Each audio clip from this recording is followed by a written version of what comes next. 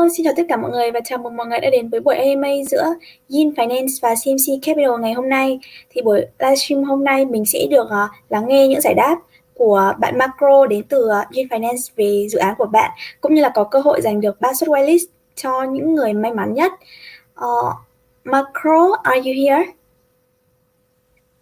Yes, I'm here, Anne. How are you? Hello, Macro. It's very great to have you with us today. Are you ready to answer these questions of our community? Yes, absolutely. Thank you. Okay, so firstly, today's AMA will have 3 parts. Part 1 is starting with some introduction about your team and learning about the project in general. Part 2 is quiz, in which we will ask you 5 questions, which is selected from our Twitter. And part 3 is leave questions that everyone can send a question in the comment post of YouTube, and you would choose whatever you like to answer for our community. Okay. Yes, thì buổi livestream hôm nay sẽ có 3 phần. Phần đầu tiên đó là giới thiệu về dự án, phần thứ hai đó là chọn 5 ra 5 câu hỏi từ Twitter và bạn Macro sẽ giúp bọn mình giải đáp những câu hỏi này, và phần cuối cùng đó là phần 5 câu hỏi mà các bạn có thể đặt trực tiếp ở trong phần comment của YouTube khi mà phần 3 bắt đầu. Và cuối chương trình sẽ là phần quay số may mắn để chọn ra 3 người trúng thưởng, đó chính là một suất whitelist của Yin Finance. Nên là mọi người hãy theo dõi cái livestream này và chờ đợi cơ hội có một suất whitelist nhé. Okay, so now is the time for the first part. Starting, hello Macro. To understand you better, could you introduce yourself a little bit about Yin Finance along with the background of your team for our community CMC Capital for better understanding? Thì phần đầu tiên đó chính là bạn có thể giải thích cho bọn mình về thành phần của team của bạn có như thế nào, cũng như là những giới thiệu cơ bản nhất về dự án được không? Okay, let's answer the question. Okay. Thank you, Anne. Hi, everyone. My name is Marco, and I'm responsible for the external communications and collaborations in the Yin Finance team. And I'm mainly responsible for our global marketing strategy, on our user growth, project collaborations, and also pitches to venture capital funds. For our team, we are an anonymous team. The team in our Yin Finance is actually consists of a few crypto scientists. Each of them has a very top DeFi development and community white hat experience. And our team member also has a very rich experience in, for example, professional liquidity strategies, as well as smart contract audits. So for our project, the safety is actually ensured for our users with the team member like this. Thank you. Yes, thank you for the introduction. Thì đầu tiên thì bạn đang nói chuyện với mình hôm nay là bạn Macro và chịu trách nhiệm cho các giao tiếp với đối tác bên ngoài cũng như là các nhóm cộng tác viên trong Yin Finance, và bạn làm về chiến lược tiếp thị toàn cầu, tăng trưởng người dùng cũng như là hợp tác cho các dự án và quảng cáo cho các nhà đầu tư mạo hiểm. Thì đội ngũ của Yin Finance là một đội vô danh, tức là họ không thể nào mà lộ mặt ở trên các chương trình như vậy được, mà họ chỉ có thể video như thế này nhưng mà không thể show mặt được cho mọi người ấy. Và tại vì đội ngũ của Yin Finance là bao gồm một số nhà khoa học tiền điện tử và mỗi người đều có kinh nghiệm trong việc phát triển trong lĩnh vực DeFi hàng đầu, cũng như là cộng đồng white hat mũ trắng, và các thành viên trong nhóm của Yin Finance thì đều có kinh nghiệm dày dặn trong việc phát triển các dự án DeFi, các chiến lược thanh khoản chuyên nghiệp cũng như là các kinh nghiệm kiểm toán hợp đồng thông minh, do đó đảm bảo được cái tính bảo mật cũng như là lợi nhuận tài chính cho dự án. Yes, thank you for your introduction. Could you tell us something about Yin Finance and what is the main problem that Yin Finance will try to solve?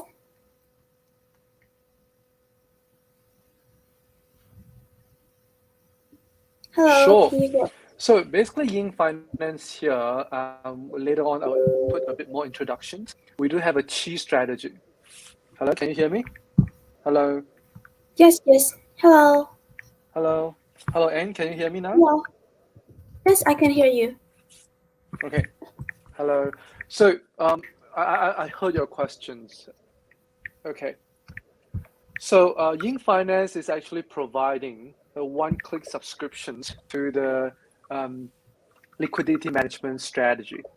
So when I say liquidity management strategy, is really helping the people who try to have assets and put into the Uniswap V3 for better provisions of liquidity on the platform. So if I were to move into the pain point or the issue that you say that we are trying to solve, it's really nowadays with DeFi environment, there are a lot of uncertainty, it's very chaotic, it's very complex. So if I were to take Uniswap V3 as examples, a lot of new beginner who come into DeFi and they do not know or they're not familiar to operate in an environment like this.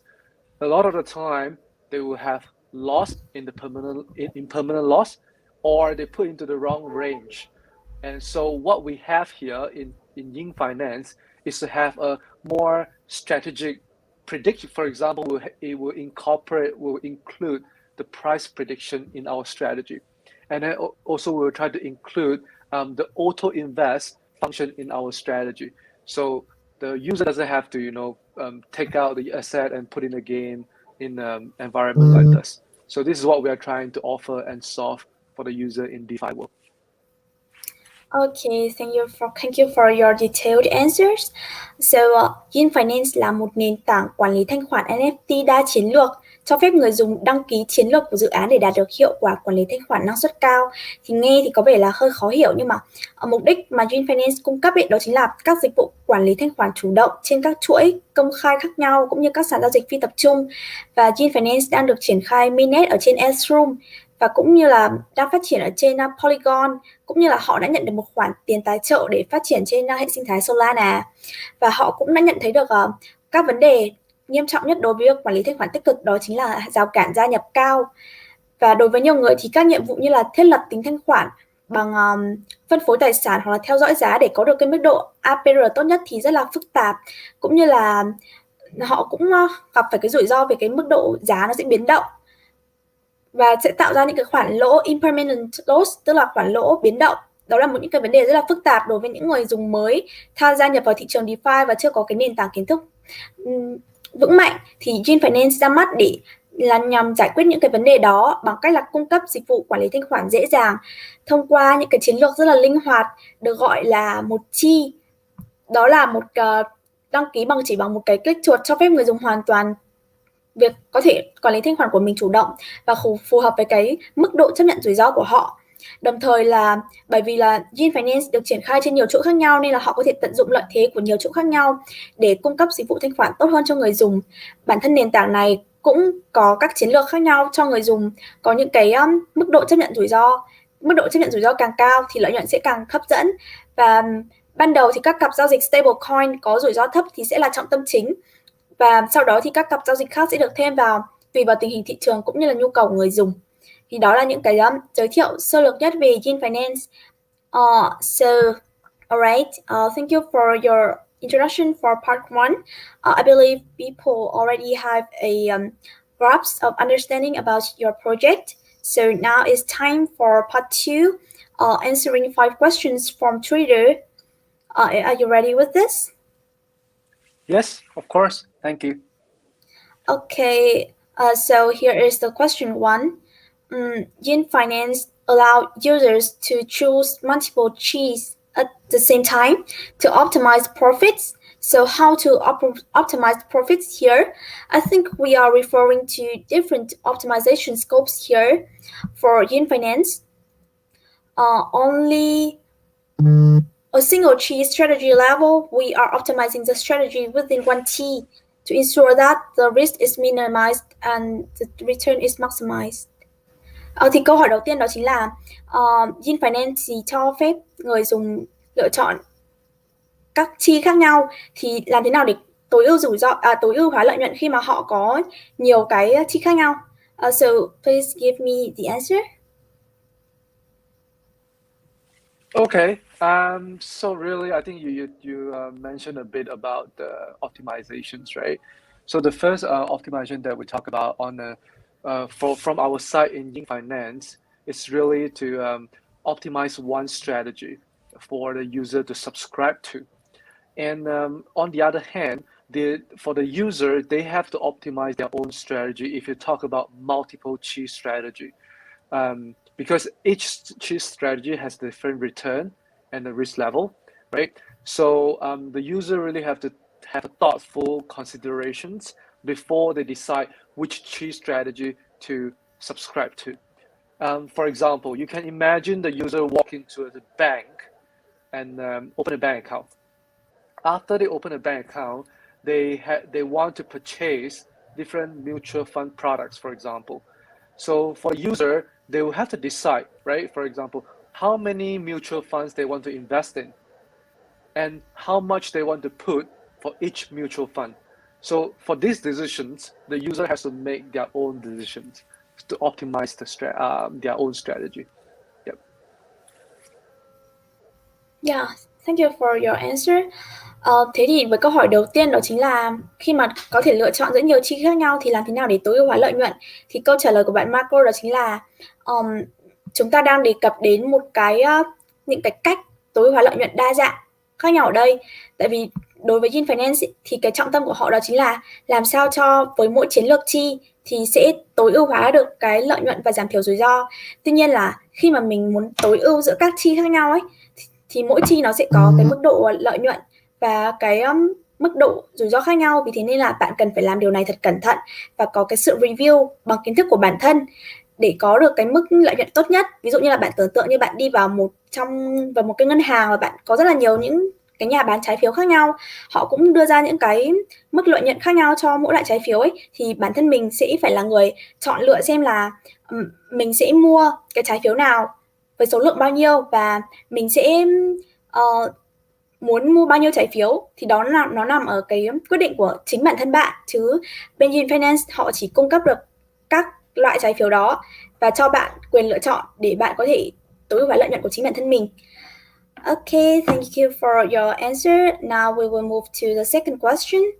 So it is a question about your roadmap. According to the information in the roadmap, by the present time, Q4 of 2021, the project had to complete the mainnet, audit, product launching, and the V2. But in fact, the current product is only in the alpha test phase, so which should be completed according to the roadmap in Q2 of 2021. So is there a way for the Yin team to overcome that and attract users in the future?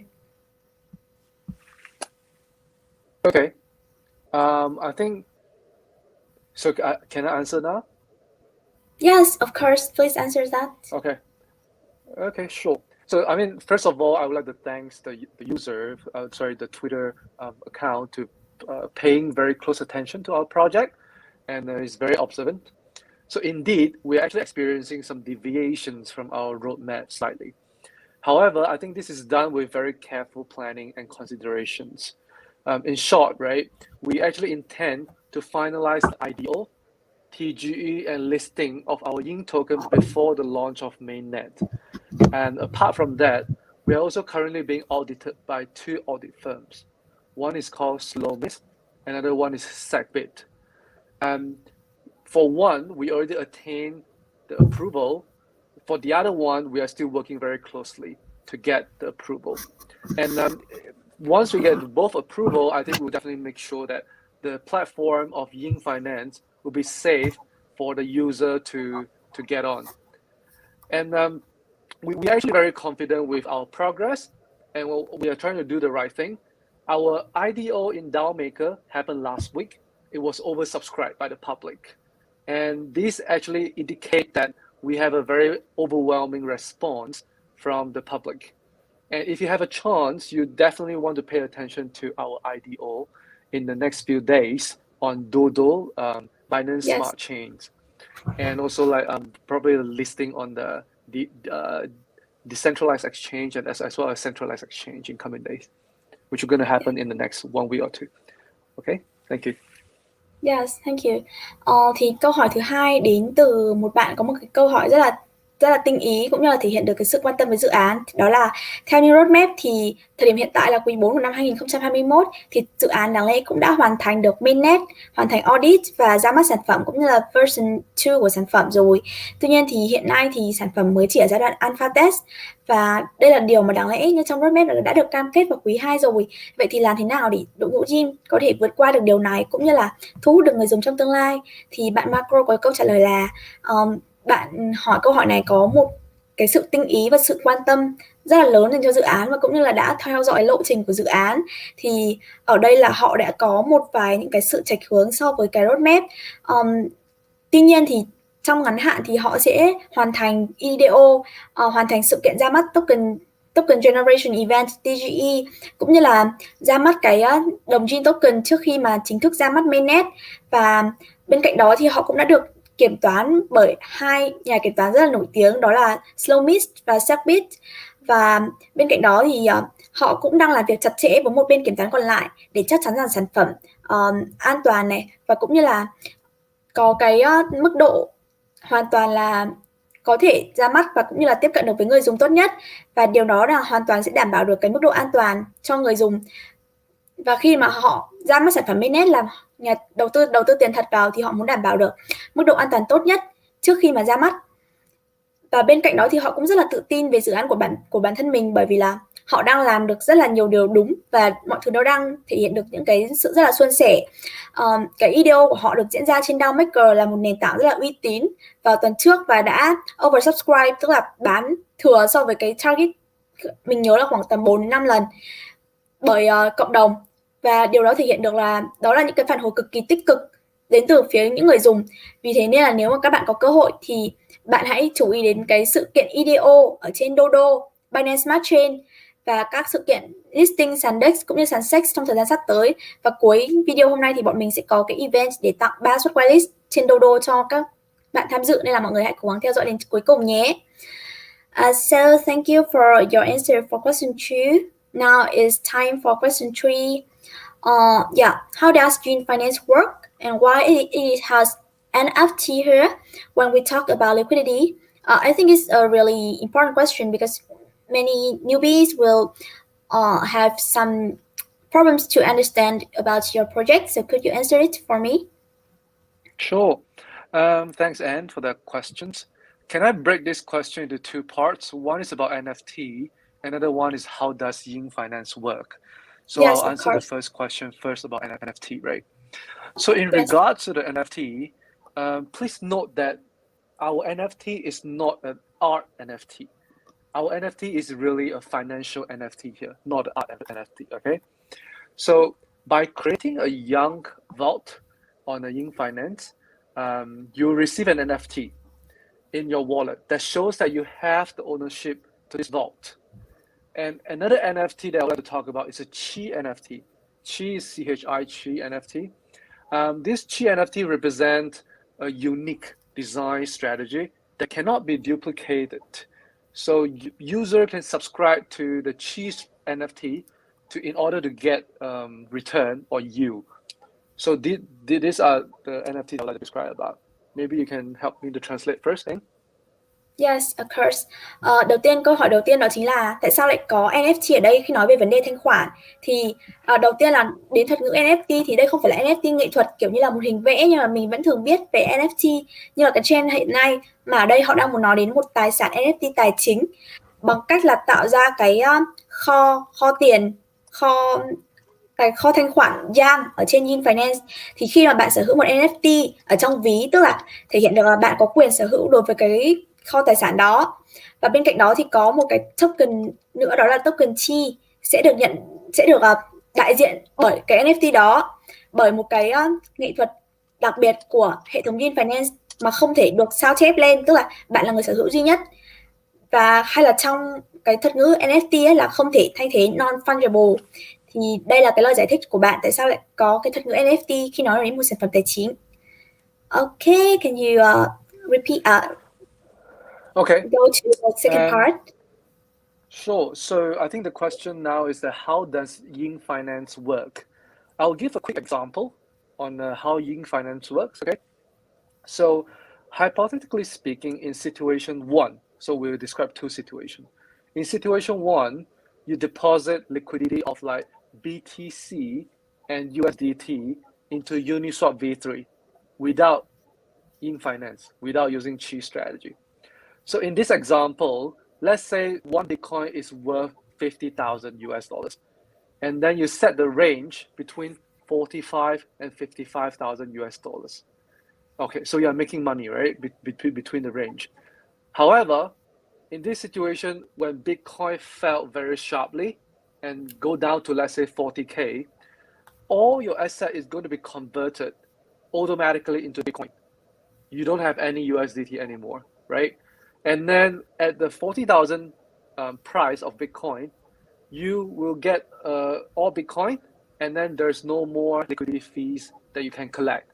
So basically, you are experiencing some impermanent loss, and at the same time, you don't have income anymore. You don't have return anymore. Now, think about situation number two. So now in situation number two, we have Yin Finance. We have Chi strategy.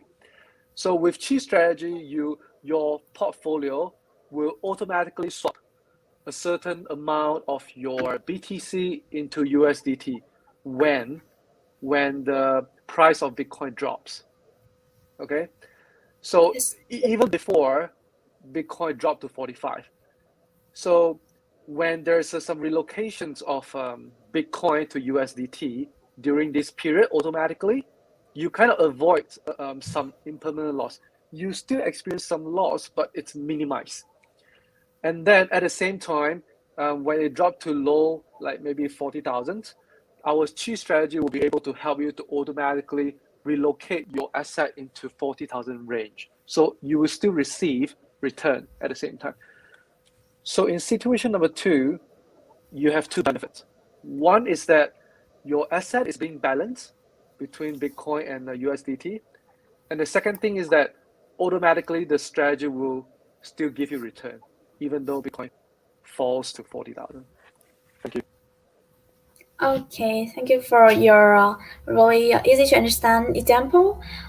Thì làm thế nào để hệ thống Yin Finance làm việc?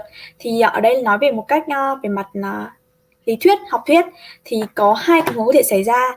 Đó là khi mà bạn add liquidity, add thanh khoản vào trong cặp pool BTC USDT ở trên Uniswap mà không có hệ thống của Yin Finance. Thì ở trong ví dụ như thế này, ví dụ như là bạn bỏ một Bitcoin trị giá 50.000 đô và bạn đặt cái mức độ biến động của giá là từ 45.000 đô đến 55.000 đô. Thì trong trường hợp này, khi mà Bitcoin có một cái sự giảm giá mạnh về cái ngưỡng 40.000 đô, tức là cái ngưỡng mà bạn không nghĩ đến và bạn chưa thể chuẩn bị cái kịch bản xấu cho nó, thì ở đây thì tất cả tài sản của bạn sẽ bị chuyển sang Bitcoin và bạn sẽ không có USDT nữa, cũng như là mọi người sẽ sợ hãi và bán cái đồng BTC đó đi rất là vội vàng vì một sự trượt giá nghiêm trọng. Thì ở đây khi mà Bitcoin xuống 40.000 đô thì cái cặp thanh khoản của bạn ấy, cái pool thanh khoản của bạn chỉ còn mỗi BTC thôi. Ở đây thì đó chính là cái gọi là impermanent loss, cái khoản lỗ mà bạn sẽ phải chịu nếu như không có những cái hệ thống thông minh và tối ưu hóa được lợi nhuận cũng như tối thiểu rủi ro như là Yin Finance. Còn kịch bản thứ hai đó là nếu như bạn sử dụng hệ thống chi của Yin Finance thì nó sẽ hoạt động một cách tự động, đó chính là nó sẽ chuyển một phần tài sản từ Bitcoin sang USDT trước khi có sự đam giá, tức là họ có một cái hệ thống tự động mà được làm việc dựa trên trí tuệ nhân tạo. Và mặc dù là giá của Bitcoin có giảm xuống 45.000 thì họ sẽ tự động phân phối lại cái tài sản này làm sao để bạn luôn luôn có cả USDT lẫn BTC bất kể trong trường hợp xấu nhất. Và đó cũng là cái cách bạn tránh được cái impermanent loss, là một vấn đề rất là nhiều người lo lắng khi mà farm pool, và cho phép bạn nhận được cái lợi nhuận từ cái tài sản này. Tức là trong trường hợp xấu mà Bitcoin rơi xuống dưới 40.000 đô thì bạn vẫn sẽ mất, nhưng cái khoản lỗ của bạn sẽ được tối thiểu, sẽ được giảm thiểu. Còn nếu mà khi mà đã xuống đến 40.000 đô rồi thì hệ thống Yin Finance sẽ giúp bạn mua lại cái Bitcoin với giá rẻ bằng cái số USDT mà họ đã rút ra. Vì thế nên là khi Bitcoin tăng giá thì bạn sẽ có lãi. Thì đây chính là cái sự khác biệt của hệ thống Yin Finance so với lại cái farm pool thông thường, và cũng là một cái nét rất là độc đáo của dự án. Yeah, I think the question is really easy to understand, and it helps newbies as well as normal investors in Yin Finance a lot. So now we will move to the fourth question of part two. Yin Finance is deploying on Ethereum, why is Ethereum the platform that Yin wants to go to first, and what is the next platform that Yin is targeting? Okay, sure. So definitely our first liquidity provisions will be on Uniswap V3. So Yes. Uniswap V3 naturally is on Ethereum network, right? So we start with Ethereum, as simple as that, right? And also considering like the TVL and the traffic of crypto transactions, Ethereum is still the potential one for now. Maybe it will change in the future to other L2 chain or L1, type of chain. But for now, I think Ethereum is still the popular one, or when we decide about a few months ago.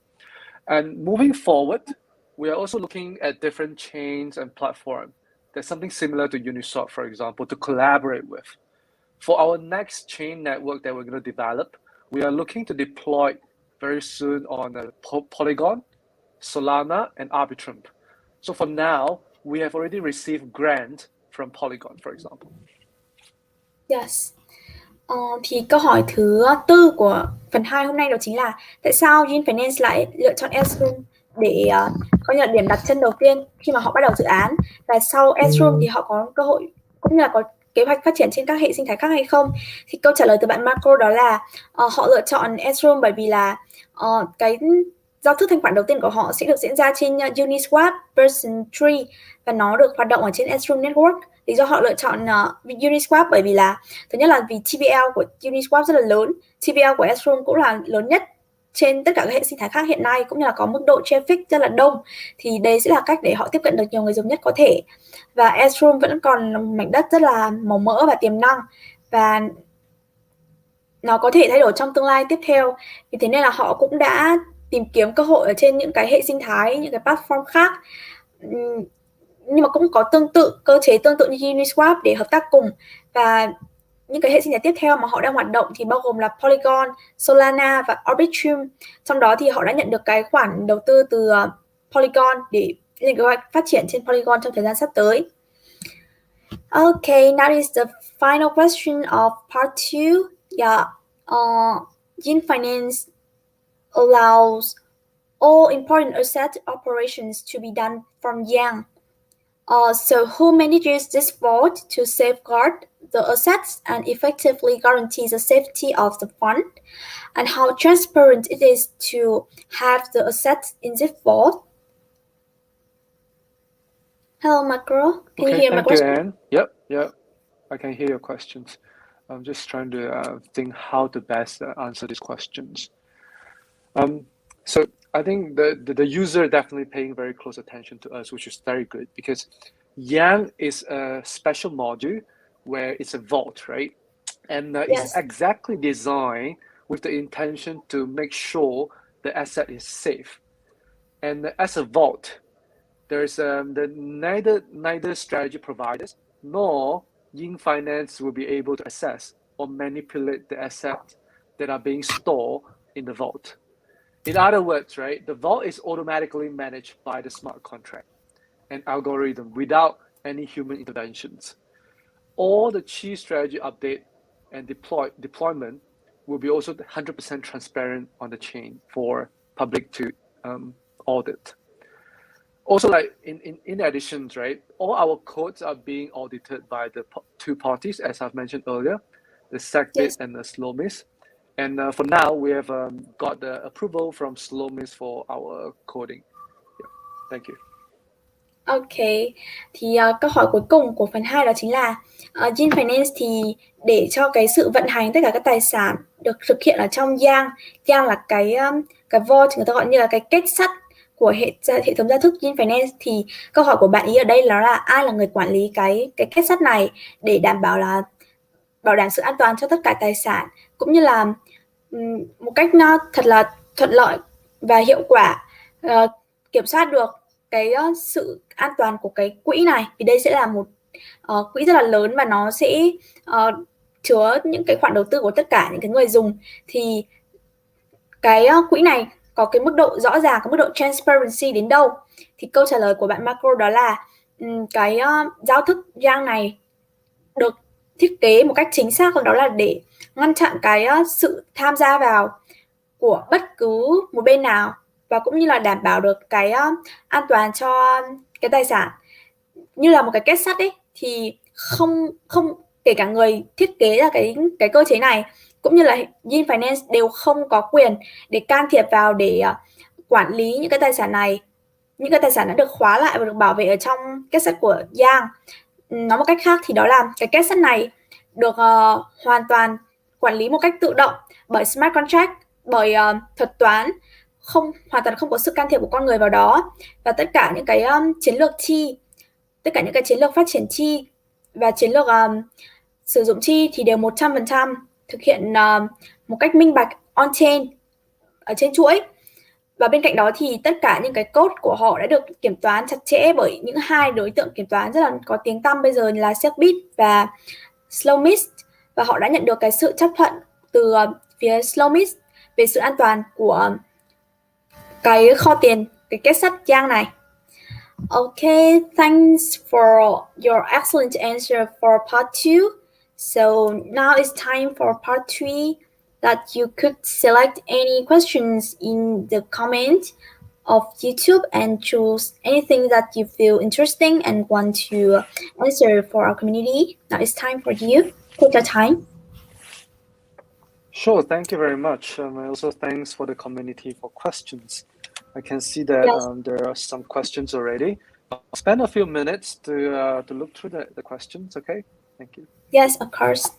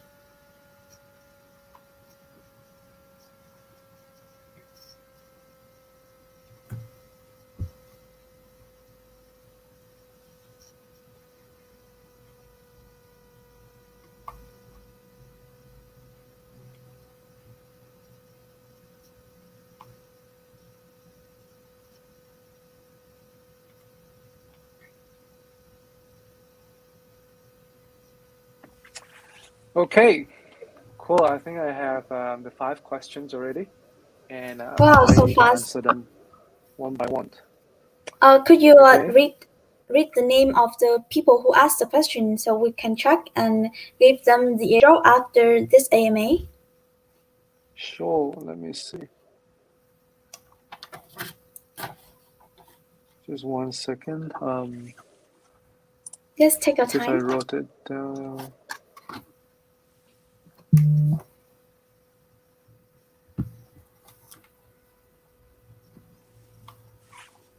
All right.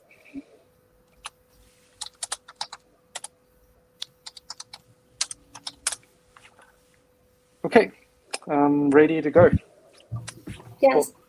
So the first questions that I've picked, it's let me just read the questions out. There's one person asked, why did you choose yin yang concept for this project? What does it mean by TCLVT? Yes, Okay. I got it. Okay, so the quick question, the quick answer to this question is that the name yin is really derived from the ancient Chinese philosophy of yin and yang. Yeah, it is a concept of dualism, describing how two opposite forces may actually be complementary or interconnecting or interdependent in this natural world of ours. And this is almost a perfect representation of what a liquidity pool is.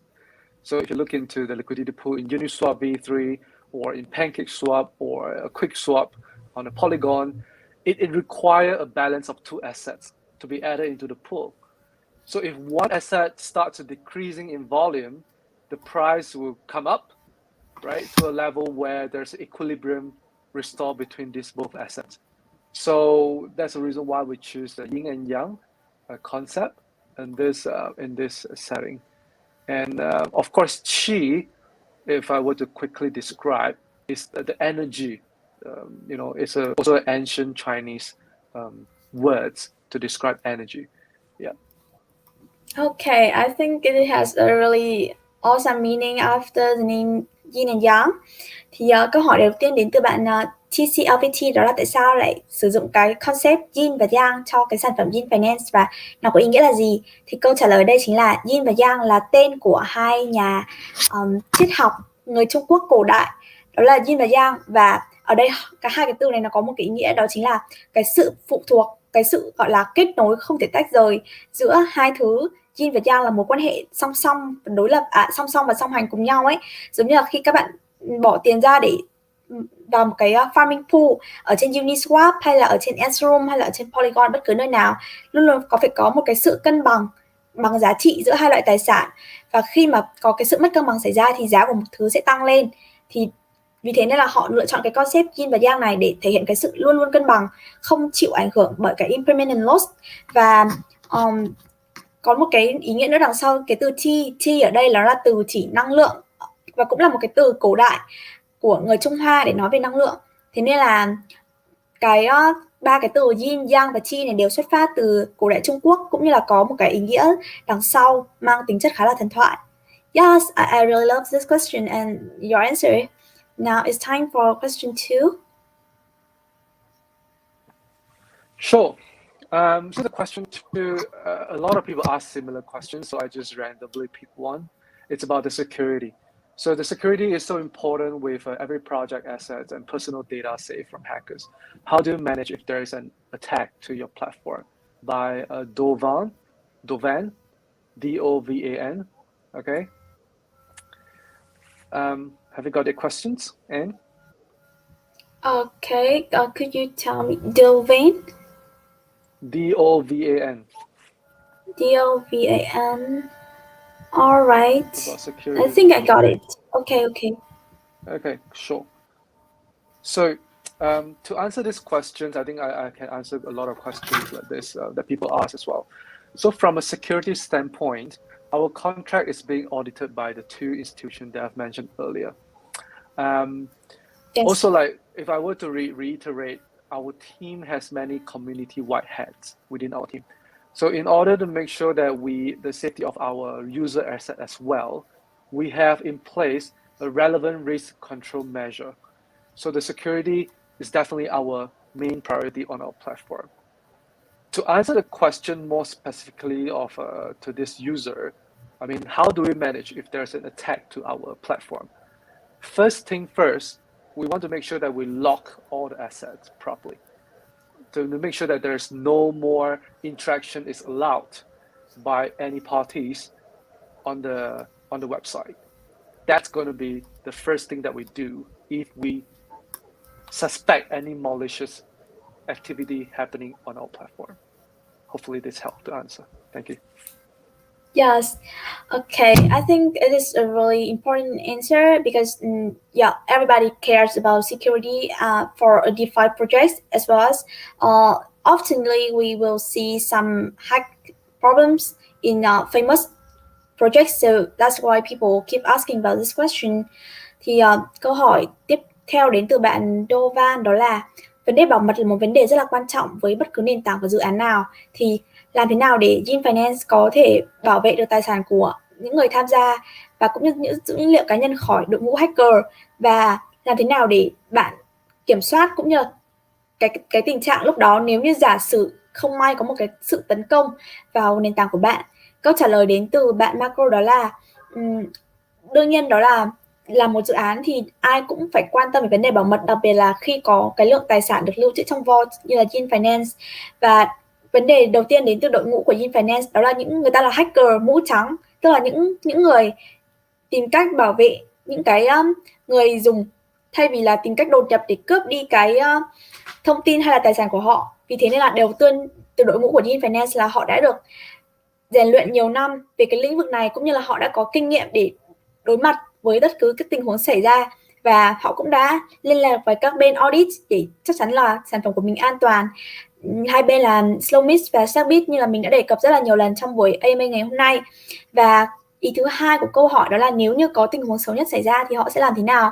Thì đầu tiên đó là họ sẽ khóa tất cả tài sản lại để đảm bảo được sự an toàn cho những cái tài sản còn lại và đảm bảo là sẽ không có một cái sự xâm nhập nào nữa. Và nếu có bất cứ vấn đề gì xảy ra thì đội ngũ Yin Finance luôn luôn chuẩn bị những kịch bản để kiểm soát cái rủi ro này và đảm bảo được lợi ích cho những người sử dụng sản phẩm của Yin Finance, và họ sẽ có những cái chính sách tốt nhất để hỗ trợ người dùng.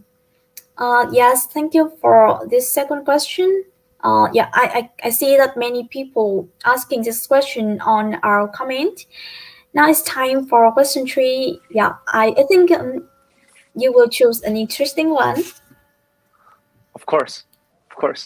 I will choose an interesting one. I also try not to repeat the same questions or the same answer that I've given. Okay, the next one. So the next one, I think there's a question about what is the plan for our global expansions? Which market is our focus? And are we actually focusing on building or growing again, more customers? So this question is posted by V Black. The spelling is VY space Black, BLACK. Okay. Yeah, I got it. You got a question? Okay. Yes. So to cut the answer short, what's the plan for global expansions? So for our marketing effort, really we're focusing at reach out to different KOLs. And also we really leverage our investors network in order to reach to the local community. So for example, on Telegram, we do have different KOL groups for different regions, first thing. Second thing, also we have different Telegram group for different community in order to have a language benefit for the local audience, because the people there, the community manager will help us to translate our content into local language for local community or local market. Okay, so that's our effort that we're still doing now all the time. And in terms of which market that we are focusing in, I can kind of list it out quickly for you guys. So in Asia, really we're focusing on the Korean market, Japan, Vietnam is definitely a big one, and also it's Southeast Asia in general. But in Southeast Asia, Vietnam is a big one right now. In China, we are not directly targeting, but indirectly, I think there is some community that are spreading the words of our service and our product to the local community. But definitely, we won't do anything that is against the policy or law in this in the China. And the other part of the world, for example, that we are focusing in is like Eastern Europe. Okay, there are quite a few different countries, Southern Europe, and also the CIS region. The CIS region including Kazakhstan, Russia, Belarus, and these countries. So that's for now. And for our next milestone in the future, we are looking to expand our reach to Indian markets into North America and South America. These are our next steps. Okay. Okay. It's So really... the last part, definitely we are always growing and trying to gain more customers, not only customers, but also partnership from other projects as well as investors. Yeah. Yes, thank you for your answer. I think it's really detailed, and you have a really strong target on different regions to have the best strategy. Thì câu hỏi thứ 3 đến từ bạn Vĩ Black, đó là chiến lược của bạn cho sự mở rộng toàn cầu, đó là mang sản phẩm đến toàn cầu này là gì, và hiện tại thì đâu là thị trường mà Yin Finance đang tập trung đến, và bạn đang tập trung đến việc xây dựng cũng như là phát triển hơn cái tệp khách hàng người dùng cũng như là các partner, các đối tác hay không? Thì câu trả lời của bạn đó là đương nhiên đó là bạn ý sẽ rất để tâm đến cái vấn đề mở rộng toàn cầu và những cái việc làm hiện nay bạn ý đang làm như là phát triển các cộng đồng quốc tế, các cộng đồng region, cộng đồng cho khu vực địa phương. Ở trên Telegram thì có các cộng đồng khác nhau cho mỗi khu vực. Mỗi quốc gia đều có một cái cộng đồng riêng để họ có được cái sự chăm sóc tốt nhất từ các admin là người địa phương và họ sẽ không phải gặp phải cái vấn đề về ngôn ngữ, không gặp phải rào cản ngôn ngữ khi mà tiếp nhận những cái thông tin mới từ dự án. Và vấn đề tiếp theo đó là thị trường nào mà họ đang tập trung đến. Thì ở châu Á, Yin Finance tập trung vào các thị trường như là Hàn Quốc, Nhật Bản. Việt Nam cũng là một thị trường lớn mà họ đang hướng đến, vì vậy nên là họ cũng đã tổ chức khá là nhiều AMA chất lượng ở Việt Nam và Đông Nam Á nói chung, trong đó Việt Nam là một cái target lớn của họ. Và ở Trung Quốc thì họ không quá trực tiếp thực hiện các kế hoạch marketing do là có những cái quy định của pháp luật và có sự ngăn cấm từ nhà nước. Tuy nhiên thì họ vẫn có những cái phương pháp để tiếp cận thị trường này và vẫn nhận được sự đón nhận một phần từ cộng đồng Trung Quốc. Còn họ cũng nhận được sự đón nhận ở cộng đồng châu Âu cũng như là khu vực CIS region. Trong tương lai thì họ muốn mở rộng thêm và tiếp cận thêm những thị trường khác như là thị trường Ấn Độ và thị trường Mỹ. Thì đó là câu trả lời cho câu hỏi thứ 3 về global expansion đến từ bạn Macro. Okay, now it's time for question 4. Only 2 questions left for today AMA. I think it's really fast. Okay, yep, I think we are definitely on track in terms of the time. So the next one is really the questions about what are the benefits for Yin Finance holders? Do you plan to burn tokens? This question is by Pantang Trong Crypto. Sorry if I pronounce the name incorrectly, but I'm trying my best. Okay. It's by Pan, P-H-A-N, and space Okay, I got this T-H-A-S, name. Trung, T-R-U-N-G, space crypto. Yes, I see it, Pantang too. Okay, so let me quickly list out the 5 major. Okay, let me just list out the 5 quick usage of our Yin tokens. So the first one is that Yin token can be staked into the Yin stake pool, where user can earn the distributed, platform transaction fees. So they'll get some earning from that.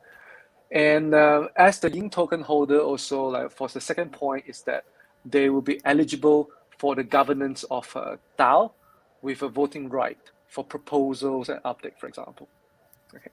The third one is that if you hold Yin tokens, you can add leverage when you have more assets. The more Yin token that you hold, the more leverage you can get. The fourth one is that Yin tokens, if they have it, they will also receive the gain from liquidations. In case, so we're going to have some borrowing and lending operations as well. If there's a liquidations, Yin token holder will be able to share the liquidation fees. And the last one is that when the user wants to create their own Qi strategy, they need Yin tokens. Okay, these are the 5 use cases. And to answer the question, whether do we plan to burn the tokens? For now, we don't have a idea or a proper plan to structure out how we want to burn the token yet, but definitely we keep this in our mind. But we do have plan to buy back the tokens using the income, the profit from our platform. 50% of the profit we'll use to buy back Yin tokens. Thank you. Wow. Yeah, it's 50%. It's really a big number for any projects. Yes, 50% of the profit will be used to buy back Yin tokens, whereas maybe the rest will be used to maintain the platform and to distribute to the team members. Yes, it's really nice. Câu hỏi thứ tiếp theo đến từ bạn Nguyễn Thành Trung Crypto, đó là những cái lợi ích của người dùng khi mà nắm giữ cái đồng token Yin, cũng như là Yin Finance có kế hoạch để burn, để đốt cái đồng token để mang lại giá trị cao hơn cho sản phẩm Yin Finance hay không. Thì đối với câu hỏi đầu tiên thì có 5 tính năng chính của đồng Yin token mà có thể mang lại lợi ích cho các holder. Tính năng đầu tiên đó chính là staking. Khi mà bạn stake cái đồng token Yin vào Yin stake pool thì bạn sẽ nhận được cái khoản APR đến từ cái transaction fee, phí giao dịch ở trên hệ thống, và phí giao dịch này sẽ được chia lại một phần cho những cái người nắm giữ đồng token Yin thông qua staking. Tính năng thứ hai đó chính là những cái người holder của Yin Finance Yin token sẽ hợp lệ cho cái đồng token quản trị governance token dựa trên cái hệ thống DAO decentralized mà quản trị phi tập trung là một trong những cái tính năng mà đang rất là phát triển thời điểm hiện tại khi mà mình trao quyền cho những nhà đầu tư, những người nắm giữ đồng token của dự án. Tính năng thứ ba đó chính là tăng đòn bẩy. Khi mà bạn muốn tăng mức đòn bẩy của mình thì bạn cần phải giữ nhiều Yin hơn, vì vậy nên là hold nhiều token Yin thì sẽ giúp bạn tăng cái mức độ đòn bẩy để bạn có thể tối ưu hóa cái liquidity của mình hơn. Tính năng thứ tư đó chính là nhận được khoản lợi nhuận đến từ quỹ thanh khoản của dự án, bởi vì là dự án sẽ có những cái hoạt động như là borrowing and lending, là cho vay và vay tiền ấy, thì ở đây thì bạn sẽ nhận được chia sẻ lợi nhuận từ cái phí cho cái lĩnh vực borrowing and lending này. Và tính năng cuối cùng đó chính là khi mà bạn nắm giữ đồng token Yin thì bạn có thể tạo ra những cái NFT riêng, những cái NFT riêng của mình. Và để nói về kế hoạch burn token thì hiện tại thì bên dự án Yin Finance chưa có kế hoạch đốt cháy được cái đồng token này, và họ cũng đang nghĩ về cái kế hoạch này trong tương lai. Tuy nhiên là họ có một cái kế hoạch để buyback, đó là để mua lại cái đồng token này để tăng giá trị. 50% lợi nhuận sẽ được chia ra để buyback cái đồng token, và 50% còn lại sẽ được sử dụng để duy trì hệ thống cũng như là chia cho đội ngũ phát triển của dự án. Okay, I think I finished translating this question. Now it's Thank time. you very much. Yes. Yep. I'm sure you did a very well translations. Okay. Yes, I try So my the last best. questions. Thank you very much. So the last question is about so is there any NFTs repository that compete and is similar to Yin Finance? What about the security issues? This question is by Hai Guan Yin. HAI space NGUYEN. Okay, you can answer it. Okay, so in terms of the security issue, I will not go into that because I've answered that previously in the previous questions. Yes. But I would like to address a bit more on the competitions and also whether there is a similar players in the market.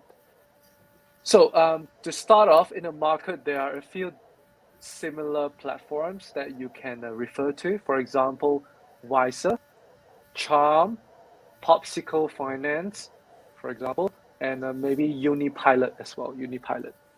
Okay, these are some of the examples that you can refer to. So I will take one as an example, as for example, Visa. So Visa, as you might know, Visa and Yin Finance actually have the same principle of active liquidity management.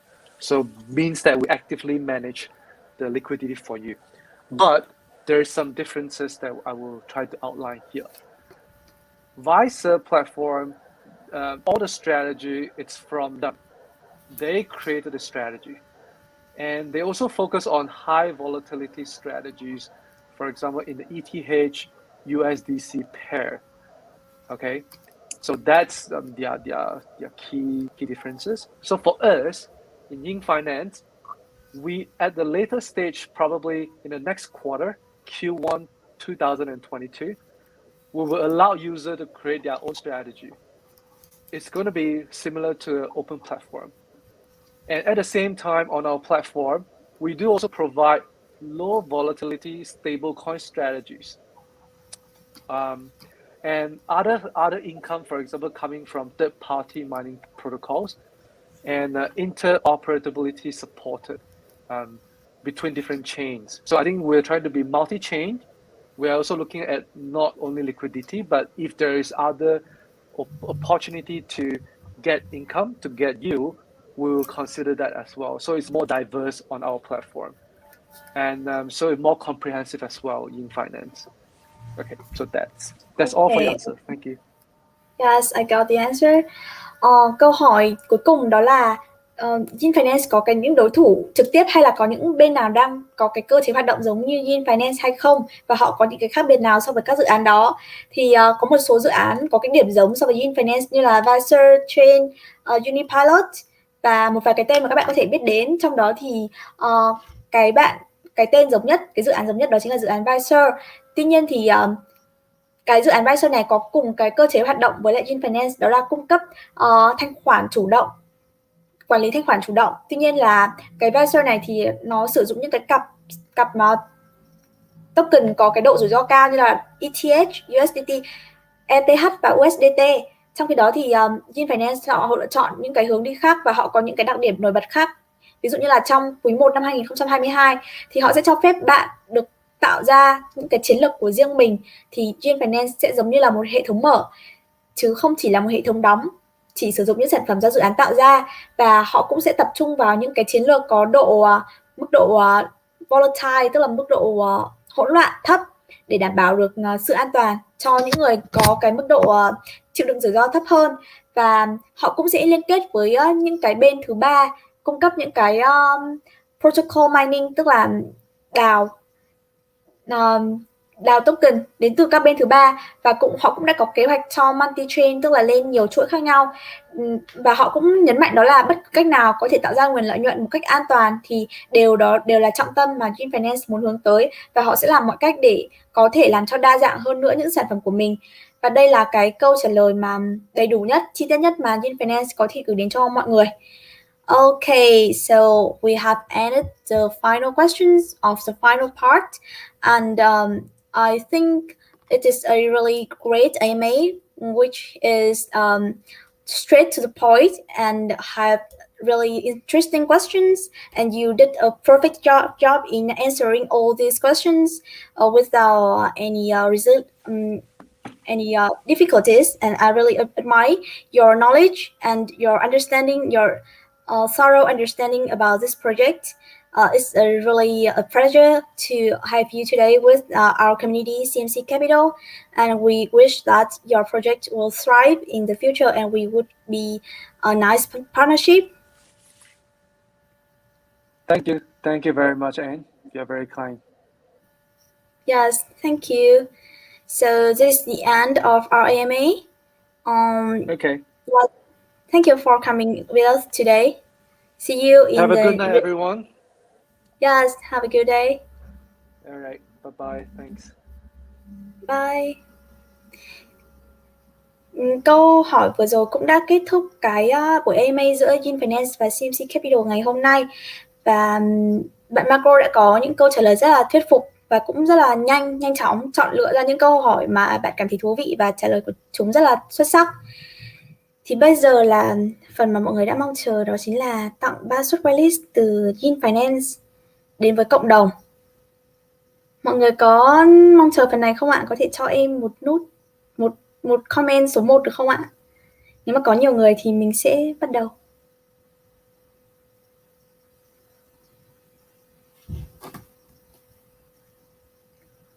Comment số 1 mọi người ơi, trên 10 người thì mình quay số.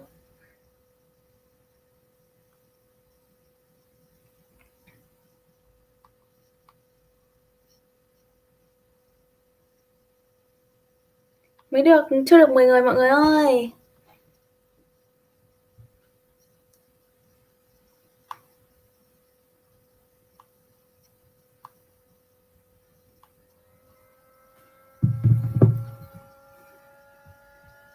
Ok, thì bây giờ sẽ đến phần quay số. Đầu tiên là em sẽ chuẩn bị một chút rồi em sẽ share màn hình.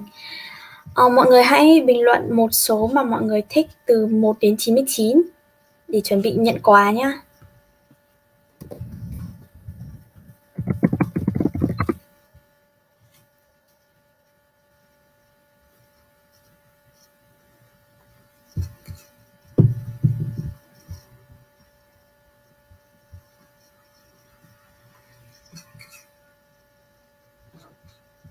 Mọi người comment nhiệt tình quá. Em cũng rất là muốn chơi cùng mọi người trong cái trò chơi này.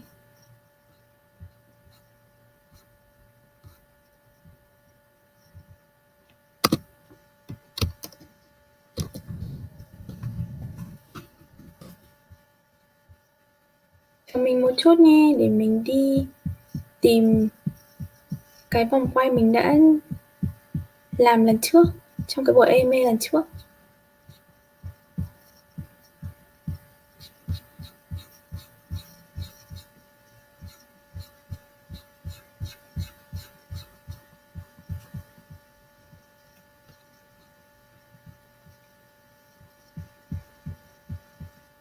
Mọi người comment nhiều quá.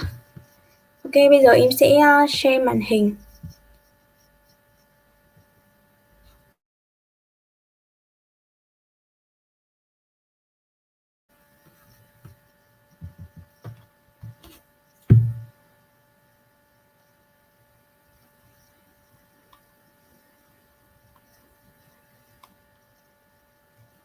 Ok, giờ mình sẽ nhập những số của mọi người ở đây. Thì bây giờ là hết thời gian để mọi người comment số rồi.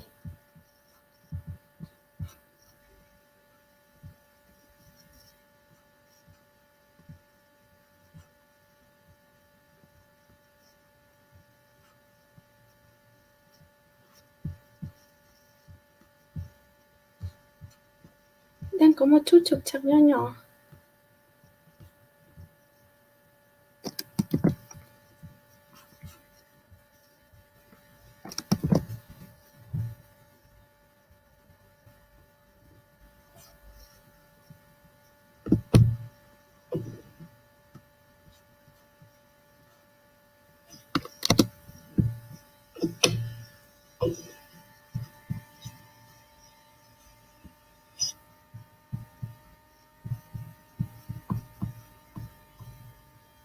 Ok, bây giờ em sẽ bắt đầu nhập số của mọi người vào.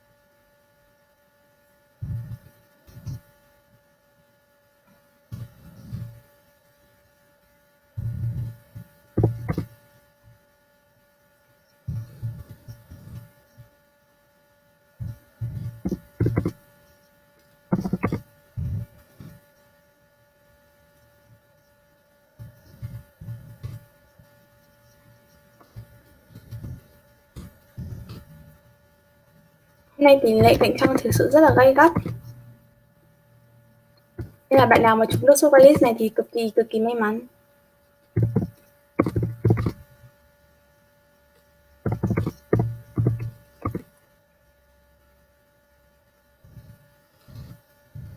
Okay.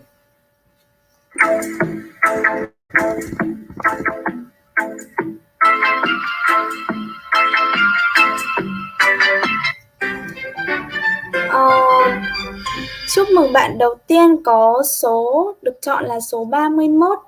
Không biết là bạn số 31 có tên Telegram là gì thì hãy comment cho bọn mình tên Telegram của bạn để bọn mình trao giải. Bạn số 21 là bạn có nick là Linh Chi Nguyễn. Bạn Linh Chi Nguyễn có thể comment giúp mình tên Telegram ở dưới nhé, để bọn mình liên hệ với bạn để trao cái suất whitelist này sau khi kết thúc chương trình. Là suất whitelist đầu tiên đã có chủ rồi và vẫn còn 2 bạn nữa.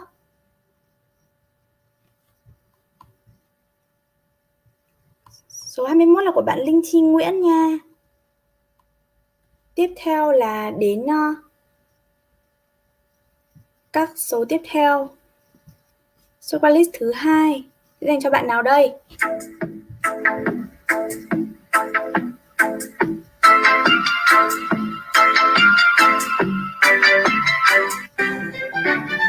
Ok. Bạn may mắn tiếp theo là bạn có số 27. 27 là bạn nào đây?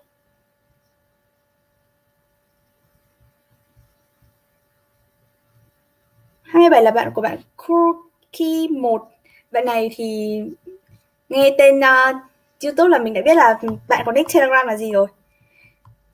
Thì bạn Crookie này cũng comment giúp bọn mình cái tên Telegram của bạn nhé. Và bọn mình sẽ liên hệ trao giải với bạn sau buổi AMA ngày hôm nay. Bây giờ chỉ còn một suất whitelist cuối cùng thôi. Mọi người có mong chờ vận may sẽ đến với mình không ạ?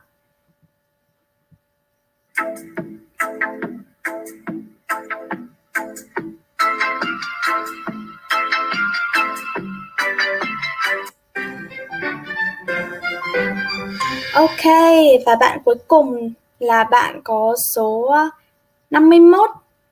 Số 51 là của bạn nào đây?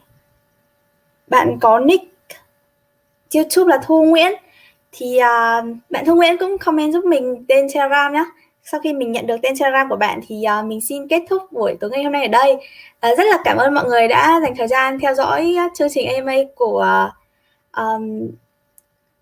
bọn mình ngày hôm nay, và bọn mình rất là vui vì nhận được sự ủng hộ từ các bạn trong cộng đồng CMC Capital, và mong mọi người hãy tiếp tục theo dõi những cái sự kiện tiếp theo của CMC Capital, vì bọn mình sẽ luôn luôn mang đến cho các bạn rất là nhiều phần thưởng airdrop về tiền và cũng như là về những suất whitelist cực kỳ quý báu mà bình thường phải đánh nhau sứt đầu mẻ trán để và làm rất là nhiều nhiệm vụ rất là phức tạp để có được ở bên ngoài, thì đến với CMC Capital thì mọi người có thể đạt được nó dễ dàng hơn rất nhiều. Cảm ơn mọi người vì buổi tối ngày hôm nay và chúc mọi người có một buổi tối nghỉ ngơi vui vẻ và thoải mái bên gia đình. Tạm biệt mọi người.